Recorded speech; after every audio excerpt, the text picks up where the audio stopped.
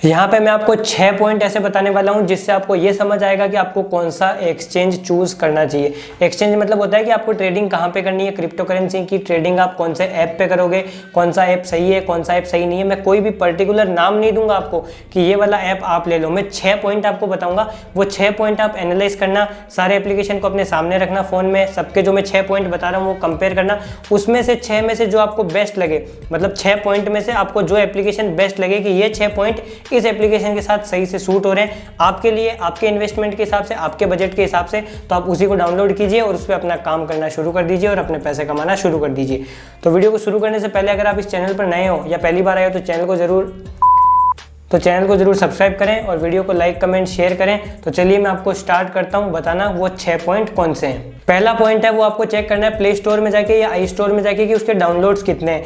Downloads का जो measurement होता है वो बहुत ज़्यादा कंपलसरी होता है या बहुत ज़्यादा इंपॉर्टेंट होता है आपको देखना। तो सबसे पहले आपको ये देखना है कि उसके डाउनलोड्स कितने हैं, उसके के में है, मिलियन में है, बिलियन में है, कितने डाउनलोड है वो देखना है। और आगे मैं जो पॉइंट बताने वाला हूँ 5, उससे आपको समझ आ जाएगा कि मैंने डाउनलोड के बारे में क्यों बताया है। तो सबसे पहले आपको देखना है कि उसके डाउनलोड्स कितने हैं। अगर उसके डाउनलोड 10,000 5,000 है तो उसको वहीं पे इग्नोर कर देना। 100K तक है तो भी इग्नोर कर देना क्योंकि इनके डाउनलोड्स बहुत ज़्यादा होते हैं। अगर डाउनलोड कम है मतलब कुछ ना कुछ उसने ऐसी चीज़ें की है, कुछ गलती की है या लोगों के पैसे लेके भागा है वो एक्सचेंज, इसीलिए वो लोग वहाँ पे उसको डाउनलोड नहीं कर रहे हैं। आई स्टोर या प्ले स्टोर में जाके सबसे पहले आपको उसका डाउनलोड्स देखना है कि कितने लोगों ने उसे डाउनलोड किया है। दूसरा पॉइंट ये है कि आपको चेक करनी है उसकी रेटिंग कितनी है। रेटिंग भी अगर 4.5 है तो इसका मतलब ये नहीं है कि वो अच्छा है। रेटिंग में आपको रिव्यूज पढ़ने हैं लोगों के कि लोग रिव्यू में क्या दे रहे हैं, उसको रेटिंग उसको बोलते हैं। रेटिंग 4.5 देना कोई बड़ी बात नहीं है, कंप्यूटराइज बहुत लोग दे देंगे। मैं भी एप्लीकेशन बना के 5 स्टार दे दूंगा, 10 लाख लोगों को बोलूंगा, वो सब ऑटोमेटिक मेशन पे होता है, वो सब ऑटोमेशन पे होता है। उस पर ध्यान नहीं देना, आपको कमेंट पढ़ने हैं, रिव्यू पढ़ने हैं, वो भी 1-2 लोग के नहीं, कम से कम 5, 10, 20, 30 लोगों के, क्योंकि 1-2 तो कोई भी बोट के थ्रू कर लेता है। आप भी कर दोगे आपकी वेबसाइट पे, मैं भी कर दूंगा, इतना सब में दिमाग है। तो आपको 20-30 रिव्यूज पढ़ने हैं कि उसकी रेटिंग ओरिजिनलिटी में कितनी है। पहला डाउनलोड, दूसरा आपको रिव्यूज चेक करने हैं कि वो सही है या नहीं है। तीसरे पॉइंट में आपको ये कंपेयर करना है कि उसकी जो रेटिंग है वो पॉजिटिव कितनी है और नेगेटिव कितनी है। अगर 10 उस पर रिव्यू दिए हैं, 10 लोगों ने उस पर कमेंट किया है, तो अगर 7 उसमें लोगों ने गालियां दी है, उसको बोला कि अच्छा नहीं है, पैसे लेके भाग जाता है, विड्रॉल नहीं देता है, हिडन चार्जेस ज़्यादा है, ये वो, और 3 लोगों ने फुल तारीफ की है कि हाँ ये तो बहुत अच्छा है, इसमें कोई दिक्कत नहीं है, इसका चल रहा है, तो वो एप्लीकेशन को आपको वहीं पे रिजेक्ट कर देना है। क्योंकि वो जो 3 लोग हैं वो पेड वाले हैं, उनको पैसे दिए गए हैं वो कमेंट करने के लिए, और जो 7 लोगों ने बुराई की है वो सच्चे हैं, उन्होंने सही अपने मन से यूज़ करके उस एप्लीकेशन का रिव्यू दिया है। तो आपको क्या बिलीव करना है, वो 7 लोगों पे, ना कि 3 लोगों पे। तो आपको वो एप्लीकेशन को वहीं पे रिजेक्ट कर देना है।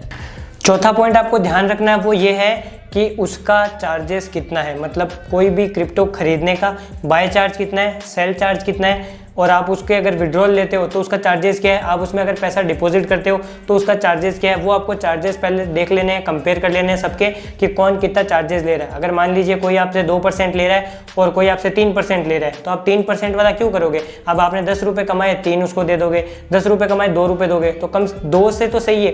ये 10 रुपये की बात है, 10,000 में ये हज़ारों में आ जाते हैं, लाखों में और करोगे तो ज़्यादा हो जाते हैं परसेंटेज। वो 1-2% आपको दिखता नहीं है कि कितना है, लेकिन वो बहुत ज़्यादा इंपैक्ट देता है आपके प्रॉफिट पर। तो आपको क्या ध्यान रखना है कि सब कुछ चेक करना है, मतलब बाय करते टाइम कितना वो पैसा ले रहा है, बेचते टाइम कितना ले रहा है, खरीदते टाइम कितना ले रहा है, विड्रॉल में कितना ले रहा है, डिपॉजिट में कितना ले रहा है, ये सब आपको चेक करना है। उसके बाद आपको जो लगे कि सबसे कम ले रहा है उसको आप डाउनलोड कर लेना।